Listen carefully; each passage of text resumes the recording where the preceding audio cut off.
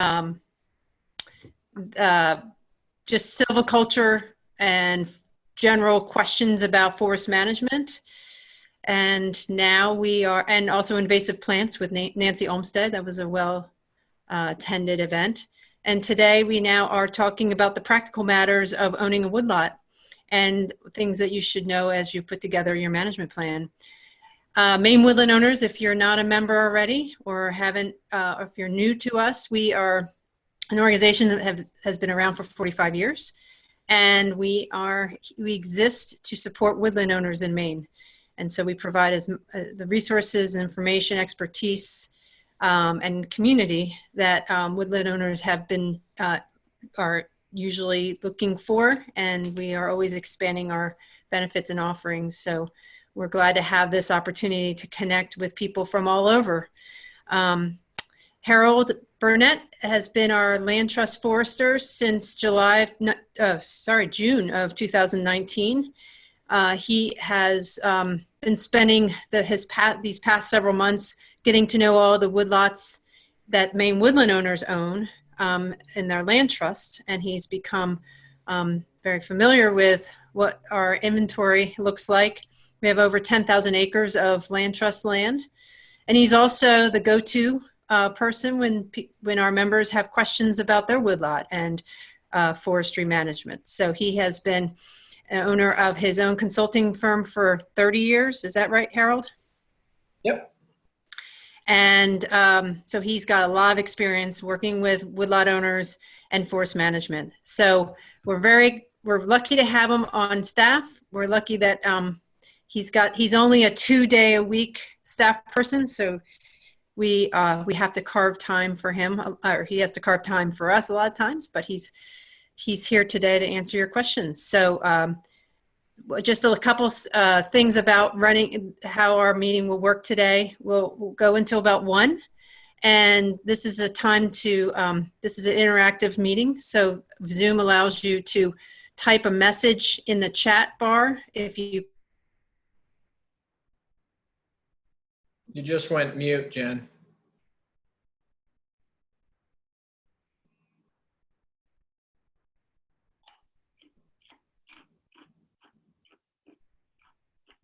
Jen, we can't hear you.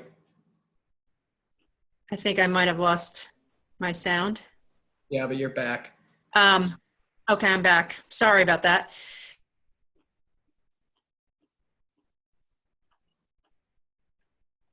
And again.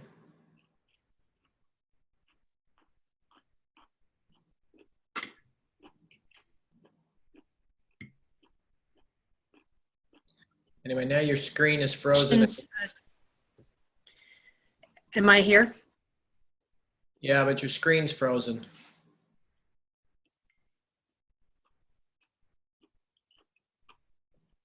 you want me to just start?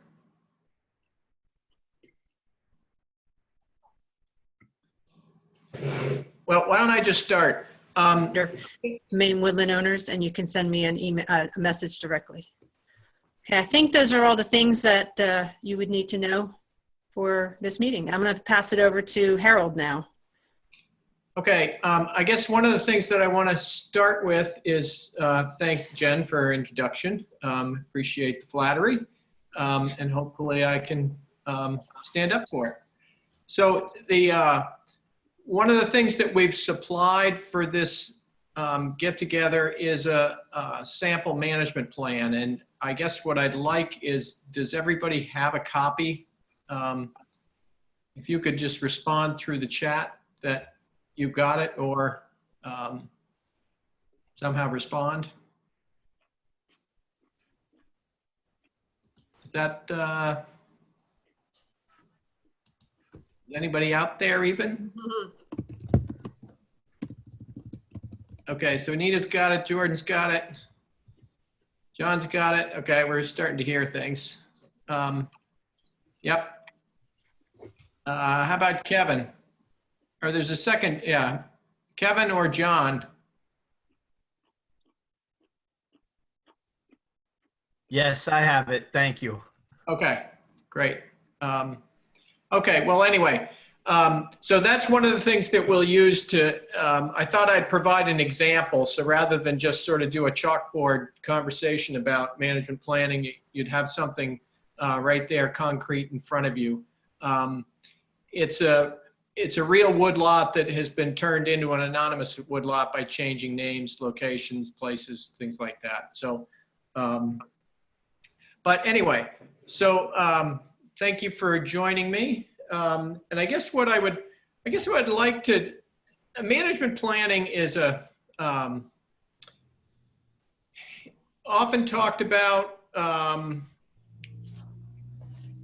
concept in management that comes in a variety of formats and forms. But I think that I'm going to describe what I think it is, and we can get into a conversation as we go along as well, as to impressions that you have, and if something I'm saying is something that you'd like to comment on, just please do. But basically, I consider a management plan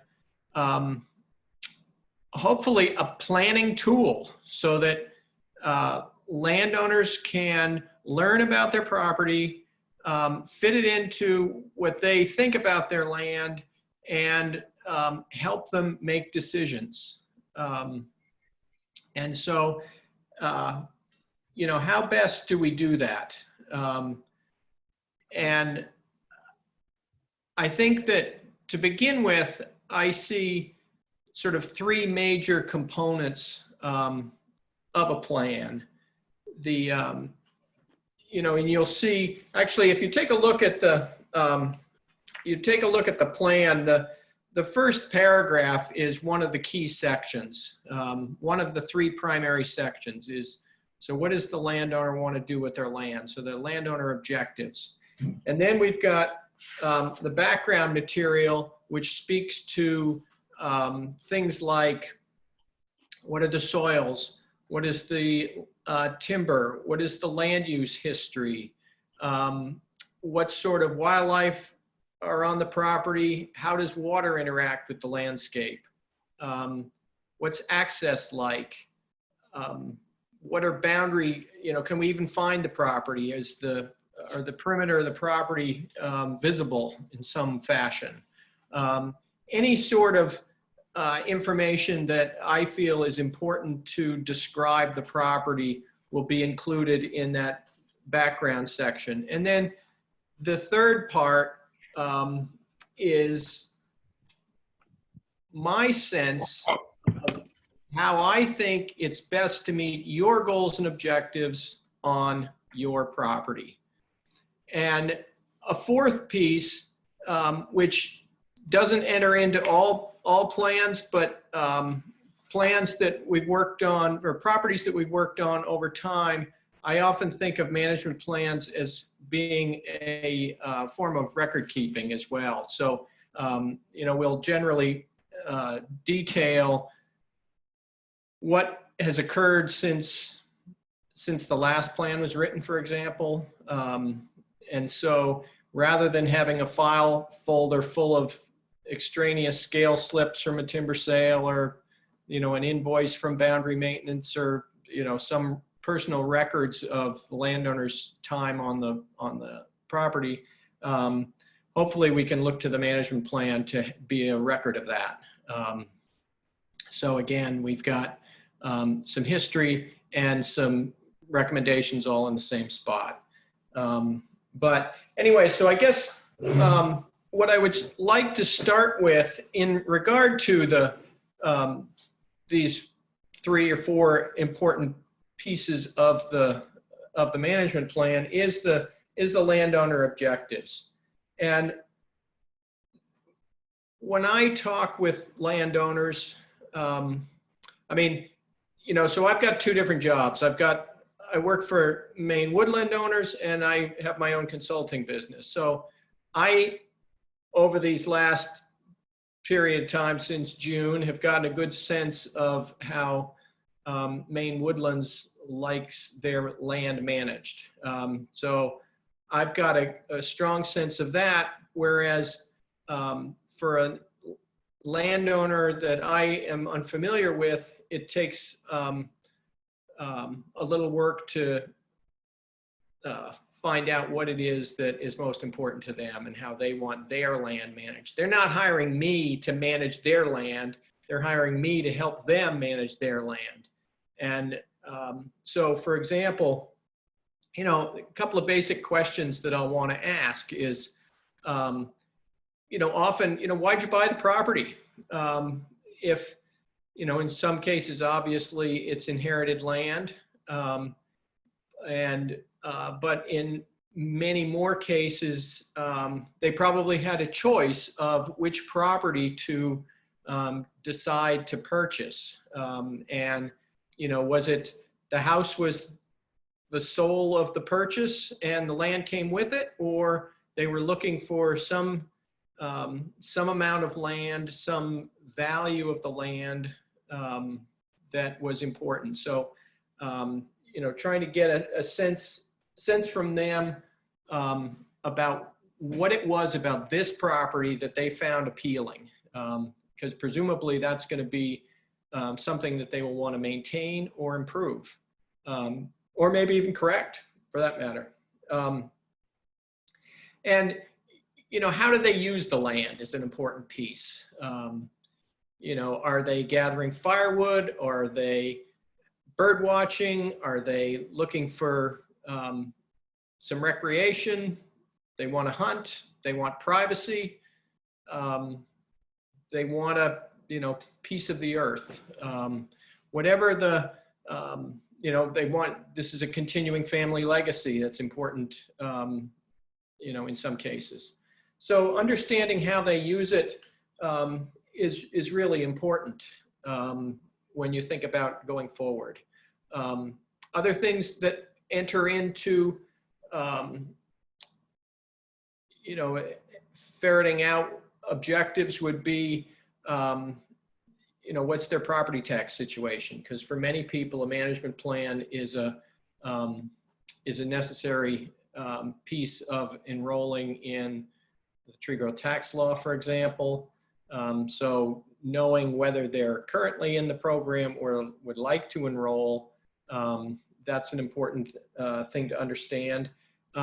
Similarly, I work with a number of landowners who actually have deed restrictions on the property, whether there's a formal conservation easement that's held with a land trust, or there's something in the deed that a current or prior owner attached. In the case of the former, the land trust monitored conservation easements, we're often talking about no development. And but in many cases also there'll be some stipulation about how the vegetation is generally categorized, even though we're talking trees, how the vegetation is managed. You'll often see an easement, particularly older ones, that'll be very prescriptive in terms of what the landowner can do with the trees, the level of harvesting and things like that. So knowing that is obviously a critical piece of helping understand the landowner's objectives. And finally, and this is in my private work, I always ask how people learned about me, because oftentimes that can be a really helpful key for me, because if they said, oh, I got your name from my neighbor, well, who I worked with, for example, this was a personal referral. So in knowing that, I can then say, oh yeah, perhaps we had a harvest there. What did you think of the harvest? I can learn, and was aesthetics important? Was were you bothered by, it changed your sense of the property? I can get a better sense, finding out what it was, how they came to me and what their experience has been to understand somewhat their objectives as well. And as you may or may not know, foresters come in all sorts of different stripes. And so there's, so oftentimes my approach to land management has been, people have learned of that. And if they find that attractive, then that helps me understand a little bit more about where they're coming from and how they would like to see the land managed. But anyway, that understanding what the landowner is looking to achieve is critical. The other thing that's important in time, and this is because management plans do get updated, the fact that a management plan was written 10 years ago and we've laid out landowner objectives does not mean that landowner objectives are cast in stone. Some of the more frustrating times I've had with landowners is when I went in with the understanding of how I felt they wanted the land managed, and in fact, through education, through experience, through whatever, they've come to a different way of seeing things. And if I don't keep up with that understanding, then we might be heading down a path that that doesn't accurately describe what they want to do. So, and for landowners, changing your mind is absolutely great. But it's just important that everybody be aware that, you know, objectives do need to be updated routinely, because there really can be problems if the forester doesn't understand the objectives properly. But anyway, so before I head on into another, are we all up speed? Any questions? And I'll just give a little pause.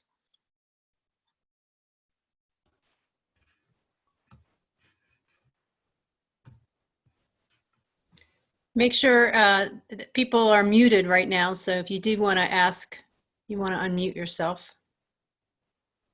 Or put something in the chat room. Yep. Okay, well, anyway, I'm not seeing anything, so I'll continue along. So objectives being the most critical piece. The second piece that we think are the most important is, you know, how do you describe the property? And you'll see in the management plan that I provided you, there's several very visual ways to see the property. And that is contained in those three maps that are included. One on the second page, one on the fourth. So an aerial photograph of the property on the second page, to give a real sense of what the property looks like from above, what the neighborhood looks like from above. And oftentimes it's very helpful in describing even how to get to the property if you're not familiar with it. Then the second map on page 4 is got some interpretation from me. So one, I've illustrated just basic, how do we know when we're on the perimeter of the property, what's the boundaries look like? Well, you can see in the case of the property here in Forest Grove, we've got a series of stone walls, and we've got some wire fences. We've got some iron rods and pipes set in the ground that define some of the corners. So I try to, that's a really critical piece of the background of the property is where is it and can you find it? You might notice that on the southwestern corner, so this is the sort of lowest portion on the left side, there's a portion of the property that I could not find any physical evidence of the boundary. The stone wall ended, and off the, you know, so I just extended that in my mind over until we connected with a wire fence on the western side of the property. Pretty typical that there are places on almost all properties where there isn't physical evidence. That's not to suggest that, you know, it isn't a reasonable assumption to continue that line westward, but at the moment, there's nothing on the ground that, that illustrates that. And then the last map that we've got on page 10, this is some technology that we started using, 4 or 5 years ago, which is really pretty neat. This is a LiDAR image that I've put the soils survey on top of. And basically the LiDAR image is the planet with trees and buildings stripped away from it. So you're just seeing the sweep of the land. You know, so for example, you know, you can see the field area of this farm, you know, is free of rocks, for example. It's very smooth textured. It rolls a little bit, but very smooth texture. You get to the end of the field and we get into the woods and, you know, it's rockier, it's more hummocky. Anyway, just, and you can see that, you know, north of the property, some of these stone walls just stick out like sore thumbs. It's really impressive. Anyway, so that's some of the background, but, and the ways that I like to illustrate it. But I guess going back to the page 4, the what I'll call the stand map that has a chart in the lower left that describes how big the property is and how I've split it up. So for example, on this property, you know, we've got 19 acres of field. So we identify where that is, but we're really paying attention from the forest management standpoint, we're paying attention to the rest of the property. And for me, once we've got boundaries figured out, the next most important aspect of any property is where's the water? Because obviously we've got some regulatory concerns in regard to wanting to maintain clean water, and also water tends to be an operational restriction or a hindrance. You know, if we need to get equipment from one side of the brook to another, you know, it's really important to know in advance that that brook is there and that and we've identified if there are places that it can be crossed. But anyway, so for me, identifying where the water is, where the water flows, and to what extent can it be navigated? And I don't mean canoed, but I mean crossed. And so once I've got boundaries, I know where water is. And, you know, the other thing about water that's important, and I'm talking not just flowing streams or even, you know, dried up streams. I'm talking wooded wetlands. And what I'm thinking is, on the one hand, they're not terribly productive from a forest standpoint. The growth is slowed down by the high soil content, high water content in the soils. And they tend to have some of the most unique ecology on the property. So, so given that they're not all that productive from a timber standpoint, they are quite valuable from a wildlife and ecology standpoint. And thirdly, from a practical standpoint, if you go in there, you're probably going to make a mess. And so knowing where they are is really critical. So anyway, so we've got boundaries and we've got water, and now we've got fields. So we now then focus somewhat lately on the timber. And to me, one of the interesting things about you know, managing the land is recognizing where timber differs from, you know, one end of the property to the other, and what are the implications of that. And, so for example, just a very coarse distinction, if there was an area that loggers harvested quite heavily last year, and next door was an area where there was an old field that had grown up into pine, those are going to be two distinctly different areas of the woodlot, and they'll be managed quite differently. For example, if the area had just been heavily harvested, well, we're probably not going to be looking to do anything there other than to let it grow, or maybe to do something to help reestablish some trees. Whereas in the next door, where you might have some tall pine trees, that would, your options are quite different. So anyway, in figuring out what it is that, in ways to describe the property in regard to where certain timber types are, that becomes our next task. And, one of the things that I think is very significant difference between foresters. I mean, this is a basic forestry 101.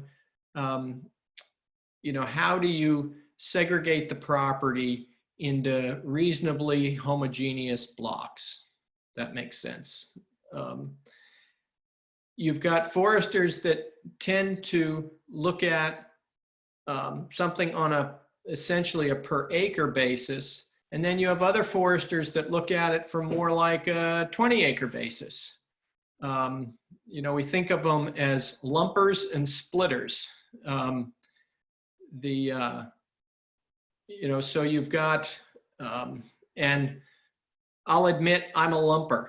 I like to keep my descriptions of the property into reasonably large blocks. I'm not into, describing a single acre or, 3 or 4 acres as really unique. I might mention it in the text, but I'm not going to make a distinction on the map of such a small piece. But so example, if the loggers had gone into this pine stand that I just mentioned and cleared out 2 or 3 acres, I'm not going to separate that 2 or 3 acres as its own unique stand. But when I describe that pine stand, I'll mention that, oh yeah, by the way, last year loggers went in and cleared a couple of acres of it.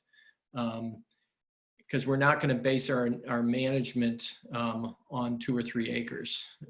But anyway, so we're looking to divide the property into areas of reasonably homogeneous timber. And so when you look at the property there in Forest Grove that I've described, we've got a couple of pretty clear distinctions that I saw. And to the west of the property, the landscape rises up toward the top of the ridge. It's almost all hardwood, beech, oak, and the like. And loggers have picked at it periodically over the years, but it's well wooded. But the fact that it's on a slope, it has relatively similar underlying soils. And it's 50 acres. So that's a very reasonable unit to single out. Then as you get lower on the landscape, closer into the farm, the landscape flattens, soil moisture rises. We've got a little different timber composition. We've got more softwood coming in. So a very different, form than what we saw higher on the hill. And then very obviously on the opposite side of the road, in this case, there's a red pine plantation, very, very different than anything else. Anyway, so that's an important piece of management planning, is splitting up the property. And anyway, another aspect of this background material, this description of the forest land, is often a conversation about, is it important in a management plan to inventory the timber, or can you write a reasonable management plan without a formal inventory? And what I mean by a formal inventory is that we would go out on the landscape, select some random locations around the property, measure trees, and then with the data that we gathered in the field, come back, put it through an inventory processing program, and come up with an estimate of how many board feet, how many cords of wood are out on the landscape, and of what species, and the like.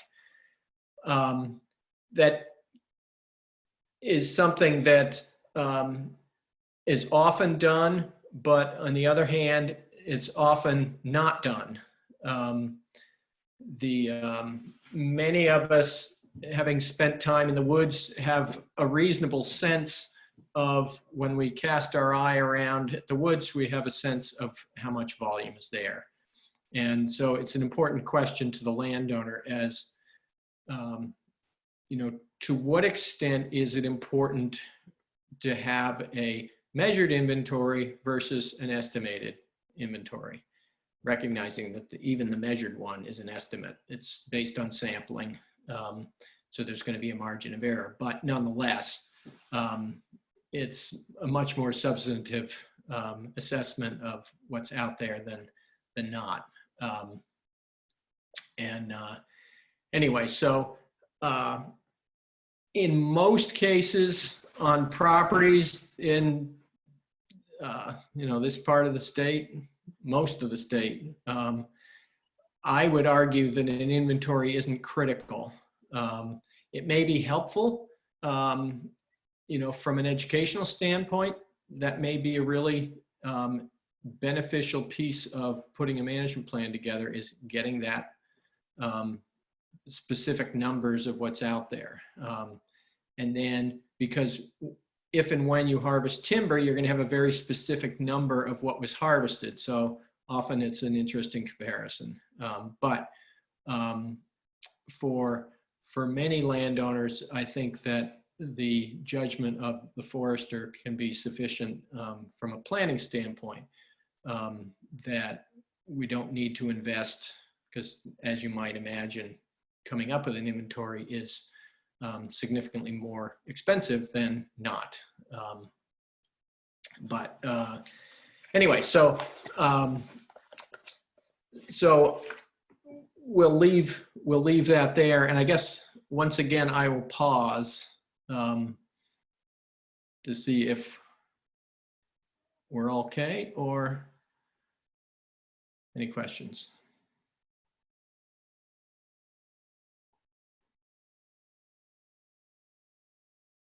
All right, well, so we'll move on to essentially the third big piece of the management plans, and this is recommendations.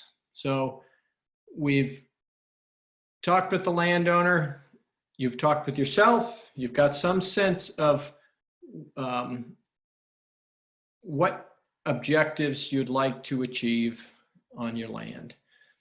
You've got a pretty good sense of what's out there on the landscape and how best can we meet those objectives now, given what is actually on your woodlot.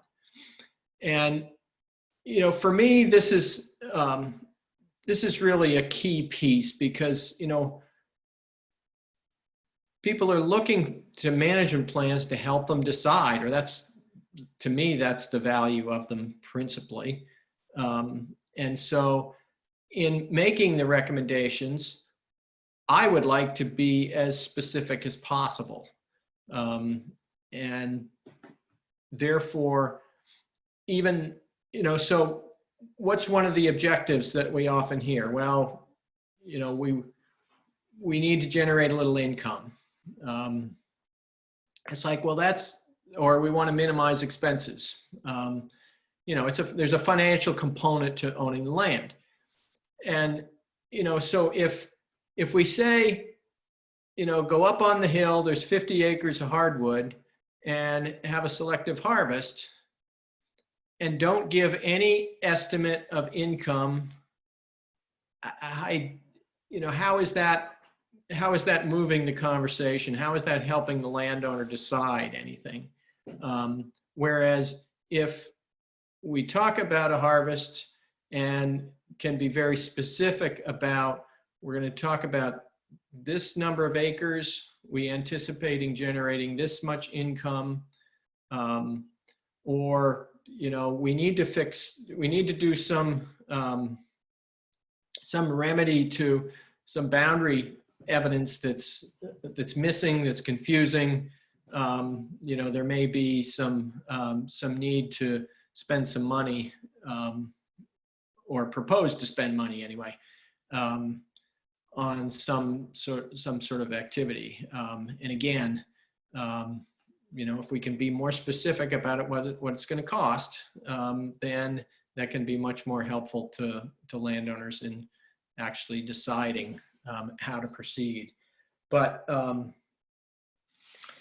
anyway, so it starts with, in my mind, specificity. And to me, there's to be specific in regard to where and how much are sort of the most important, along with whatever the priority list is. So, start on the west, end at the east, with what's less important to me is nailing down a specific date. My plans definitely or often have some range of dates, between now and 2025, for example, it would, a timber sale would be reasonable. Is it essential that it happens in 2020? Probably not. On the other hand, without putting sort of some end date on it, you're also losing some value. The plan is not being as helpful as it could be. Just to identify because time does have a cost, and we in the forestry world think that our work is beneficial. We can improve the value of the forest. So if we're recommending some sort of improvement harvest, but it doesn't get implemented for 10 years, then there's 10 years of growth on poor quality trees, on lower value trees, and slower growth on the better ones that could have been avoided if it got moved up in time. So we'll mention priorities, we'll mention a range of dates, but still, it's ideally the management plan is an action document that leads to. So we want to make sure that we provide the information that landowners find most helpful and can help them make a decision or not. Not deciding to go ahead is just as valuable as opting to go ahead, but doing it with an understanding of what's all involved. And then the other thing that that I want to mention in regard to recommendations is that I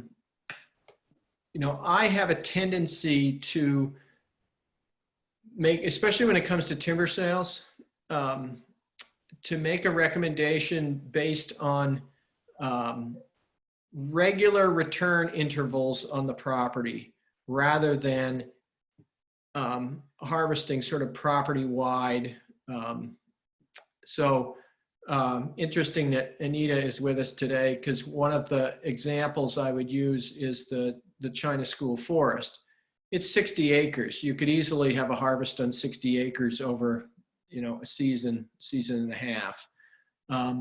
But what we're opting to do instead is to divide the property into thirds, and figuring that we're going to do a 20-acre harvest every 6, 7, 8 years.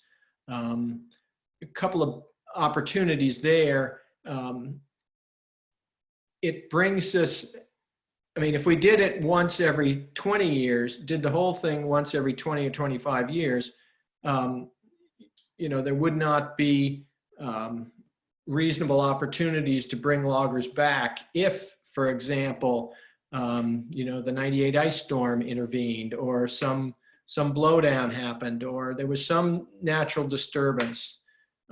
Whereas if we're in more regularly, 6, 7, 8 years, we're operating on, let's say we operated on unit 1 this year, and 6, 7, 8 years later, we operate on unit 2. Well, if there was some sort of natural disturbance that occurred back in stand 1, if we're coming in 6, 7, 8 years, we might have an opportunity to pick up that little bit of disturbance. Often that's the situation, is that, you don't usually have, stand clearing catastrophes. You'll have, some sporadic blowdown or something like that. But by coming in regularly, you'll have an opportunity to salvage that if necessary.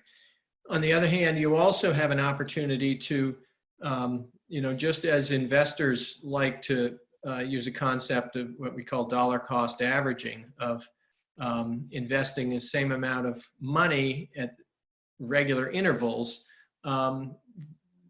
we don't have to worry about timing the markets. That's not to say that we wouldn't try to take advantage of better markets, but by spreading out your harvesting, you're not in a situation where you're locked into one market opportunity in 20 years. So it's important to spread it out. Anyway, so that's the way I typically set it up, assuming that meets the landowner's objectives. Obviously, if there's some need to, you've got your 60-acre woodlot, and there's something that needs attention on all 60 acres, then that would be very reasonable to go ahead with that. So anyway, I could go on, but I think that's sort of the guts of what I see important in management planning. I hope that the document that I provided gives you some insight as to what's possible. I will also say that one of the things that to me is most important about a management plan is that they're pretty concise. They're specific and they're concise. So, here's an example of a management plan for 100 acres, and it's 13 pages long. And, some might say I even overdid it with maps, but there's a lot of meat in there, I think, and a lot of very specific directions to the landowner. Anyway, so I will pause again. Well, and while we're waiting for questions, Harold, if I'm one thing we don't know is where everybody is in their management plan journey. Yep. But if they have, if anybody has questions, you are our point person here at Maine Woodland Owners. So what I encourage everybody to do is to be in touch with Harold with a question if you come up with something after this session. Yep. And I will be posting his email address, if that's okay, Harold. Yep, absolutely. You've always been great at responding quickly. Looks like we have one from Monica. Yeah, so Monica, you've got some pine, and I'm guessing, so the, in regard, I mean, Monica, are you asking about, are you trying to move wood into the mill and J? Is that what your question relates to? After the, I'm not sure. It just occurred to me that we have this large pile and we don't know what to do with it. Just looking for options to clean okay. it out. Okay. Let's see, if it was cut, or how long ago was it? Last summer, you say? Yes. Your options are going to be somewhat limited. One, because it's been drying for a year, and two, or where are you located? Burnham. Okay. And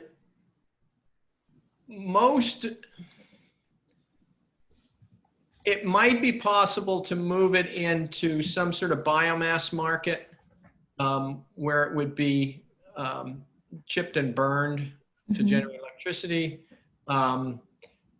At the moment, that market's probably pretty jammed up, and the fact that your wood has been sitting there drying and getting lighter and lighter and lighter as days go by, and you may have some difficult time getting rid of that. And as I sort of mentioned on the side, the explosion at the mill in J has really compounded opportunities to move wood. And I hate to say it, but I fear that your wood might be at essentially the bottom of the pile. Anyway, I could offer, when we get done, I can offer you some specifics of, who we might be in touch with. Okay. But not the best of time. But, Yeah. Okay. Thank you. okay. So I'm hearing a question from John. Yeah, I guess I spoke relatively specific to timber. But most foresters do have a pretty strong background in the conservation and wildlife planning. So I certainly wouldn't discount that. I would certainly, if you're inquiring of a forester for assistance, that would be one of the primary questions that if I were you, I would ask.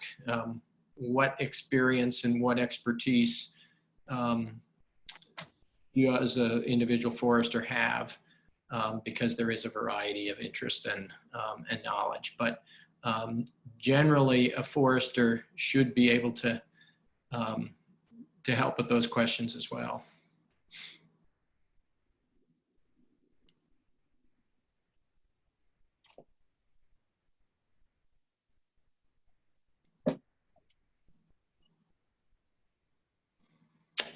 Well, good. Anyway, so I have nothing specifically to add, and appreciate the opportunity to chat with you all. I appreciate it. There was someone who wanted to be on, just didn't get it to happen. So there may be a need to have another program about forest management plans in the future, Harold. So I'll keep an ear into the ground. We have a pretty robust May series going on, so probably we'll see if we're doing anything in person in June. But we'll probably have you back in June to talk about management plan again. Harold will be talking about the land trust work we're doing in May. So check out our website on our events page, www.mainwoodlandowners.org, and then you click on events and you'll see the list of all of our events that we have coming up in May. And Harold and Tom Doak will be talking, like I said, about the land trust and the way that, and the different the specifics of how we're managing the land with our land trust. It looks like there is another question about spruce thinning from Kevin. Yeah, Kevin, you want to be more specific? Yeah, sorry, I was getting myself unmuted. Um, so acquired a property approximately 5 years ago that was cut very aggressively or intensively, probably 15 to 20 years ago before the individual that I purchased it from purchased it. It was cut hard. My question is, it's regenerating very well, to the point that you can barely walk through the property um, without, touching vegetation, which is Yeah. great. But I guess my concern is looking at it long term, not only for timber production, but also from like a wildlife perspective or just a future management. How important is it to consider thinning some of that spruce as opposed to just letting nature take its course? I guess I would suggest, you know, the basic is that trees don't need people to grow. Trees have been growing for millennia, and there's no imperative. It's when we apply our own objectives that we make decisions about how we manipulate it. Certainly, from what it sounds like, from a timber standpoint, you probably have more trees than are optimal. But in deciding if you want to do something about maybe eliminating some of them, it's important to consider some of your other values.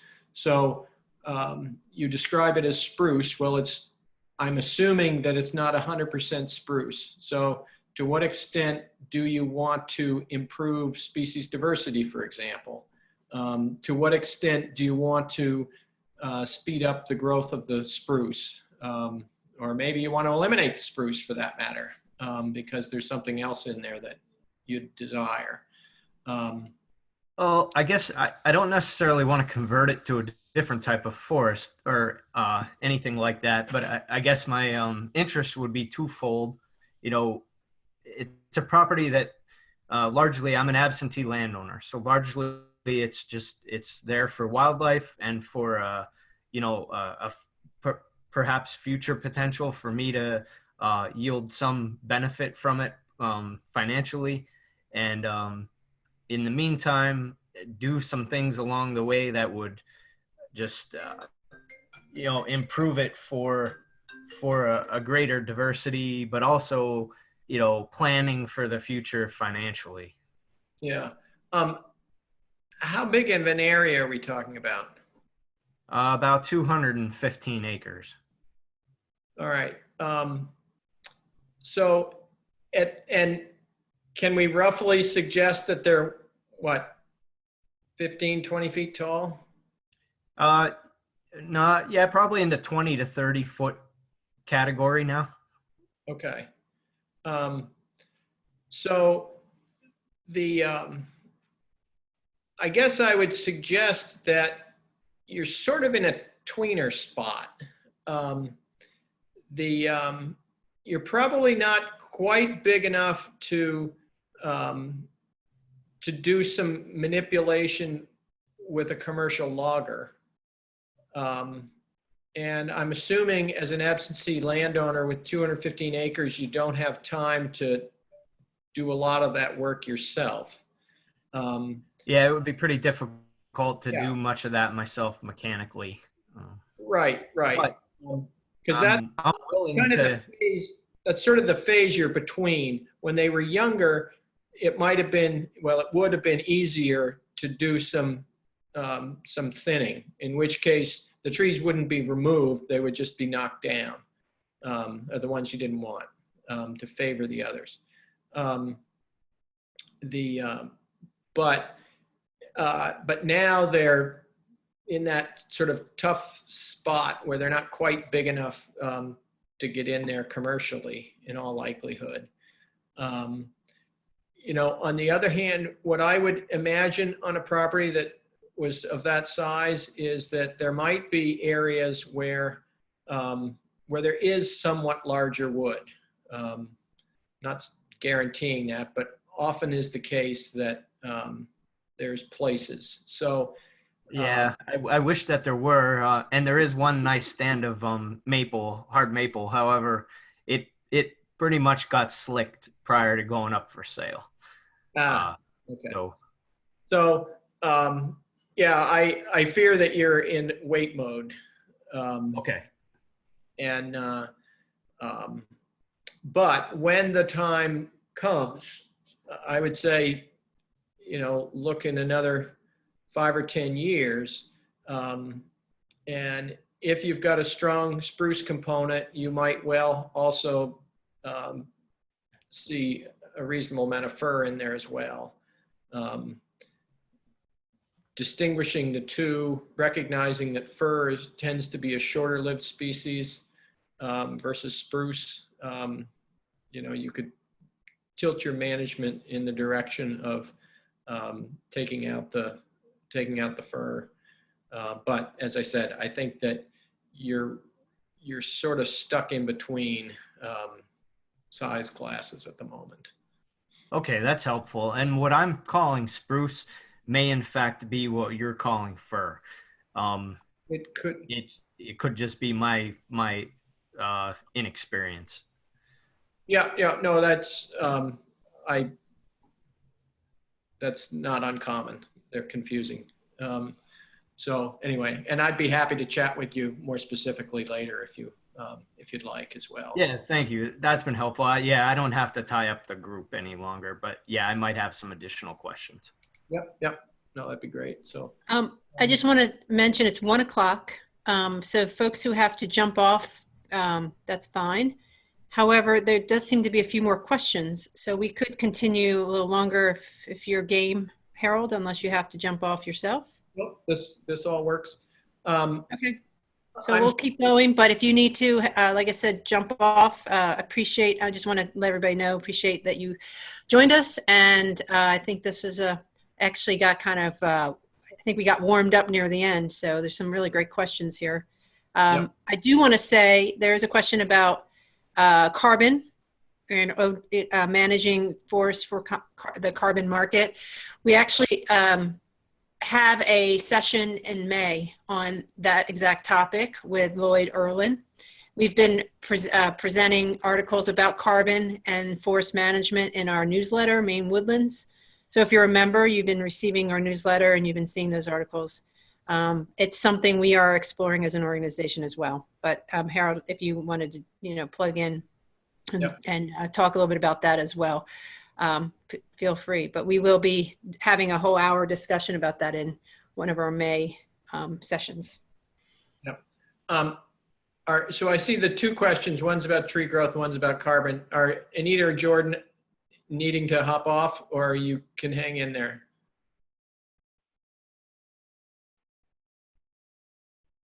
All right. Well, I'm assuming I can stay. This is Okay. Anita. I can stay for a few more minutes. Yeah. Okay.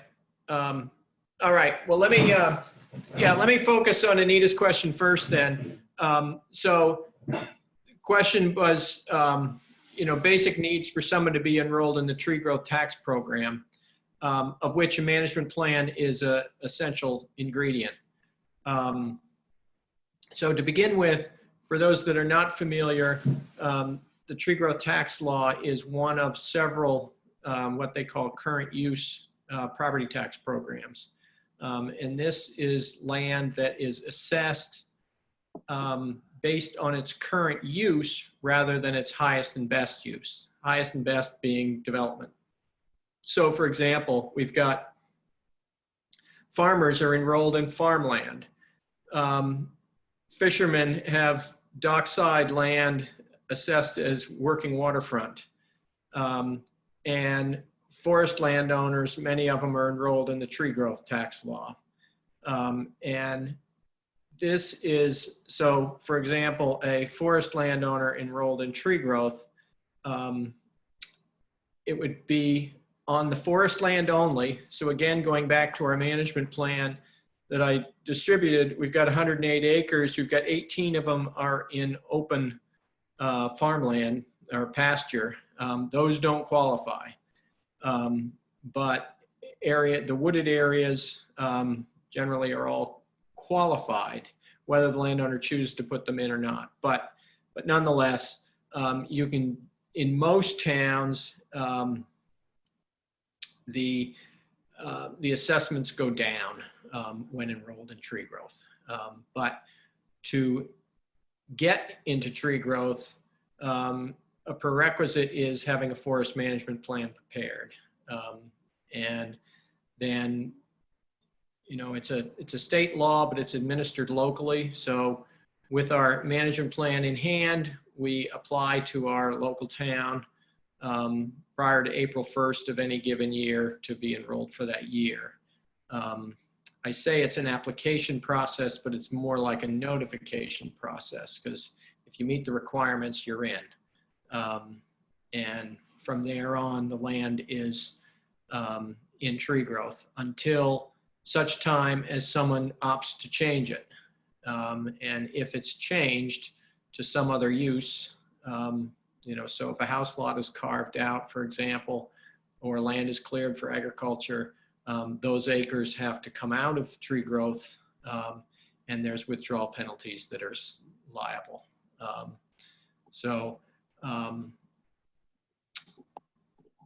Anyway, Anita, is that more or less what you were looking for, or? Yes, I was just on the management plan. How often does that have to be updated and filed? Yeah, every 10 years. And the, you know, so once enrolled, so if it was enrolled in 2020, you wouldn't have any responsibility to the town until 2030, in which case the plan needs to be updated. And the current plan, so here we are in 2030, the forester is going to look at the 2020 plan and say, was it generally followed? If it had been, then the plan gets updated, a new tree growth application gets submitted to the town, and off we go.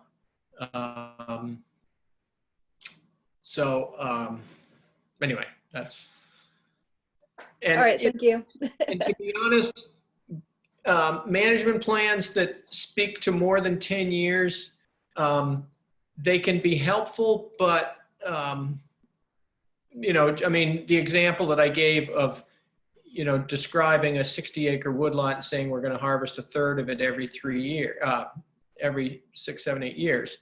You know, that's a general management direction, but you're still going to want to revisit it 10 years on to make sure that landowner objectives haven't changed, that you know, Mother Nature hasn't intervened in any fashion, that there isn't some sort of economic pressure, I mean, whatever. But so there may be a description of a time period longer than 10 years, but insofar as it's a specific planning tool, I would look to have it updated every 10 years. Okay, thank you. Yep. So Jordan, getting to your carbon question, obviously there's more, as Jen described, that's coming down the pike. But I would also say that one of the things that unfortunately we've learned is that you need a critical mass before the carbon piece becomes financially viable. You know, we're probably talking in the neighborhood of 5,000 acres. But that's the carbon piece.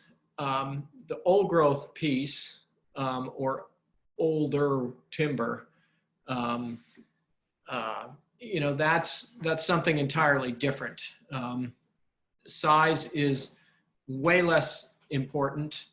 And, you know, having some old wood is very helpful. I mean, it's clearly going to be scattered across the landscape, but providing features that are unique to old woods, whether it's, you larger diameter trees that, because some wildlife need to, den into larger trees. Well, if all the trees are 8 to 10 inches, that's not going to work for some of those critters. And so, even a small amount of older wood, which typically is larger wood also, can be very valuable even on a small basis. So there definitely is value in retaining a blend of age classes and size classes. Just, wildlife, for example, birds in particular. There's some birds that are, that herbaceous cover on the forest floor is really the most critical component of their habitat needs. Other birds find the mid canopy much more where they, spend their time, and others, it's the high canopy. So having some variety of all of that will be most beneficial to the greatest number of birds. And anyway, so having some older wood, I hesitate to call anything old growth. It implies sort of primeval and primitive and pre-colonial, but we don't need to.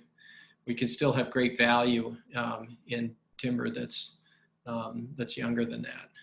But so anyway, is that any follow-up to that, Jordan? Yeah, thank you for that response. It's just interesting to get a perspective from other managers on how land is perceived through the carbon market eyes.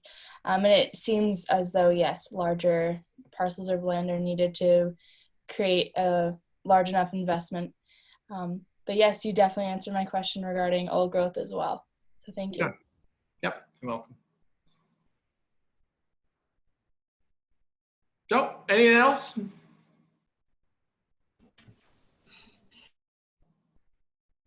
Well, thank you all. I certainly enjoyed it and hope you didn't get too worn out by my chattering, but I appreciate spending time.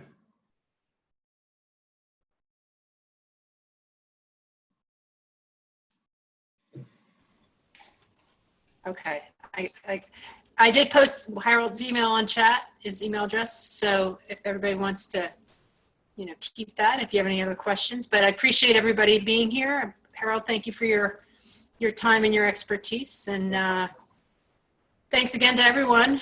And don't forget to visit our events page on our website and see what else we're going to be presenting over the next several weeks. So everybody stay safe and healthy and enjoy this beautiful day. Great. Take care. Bye-bye. Bye.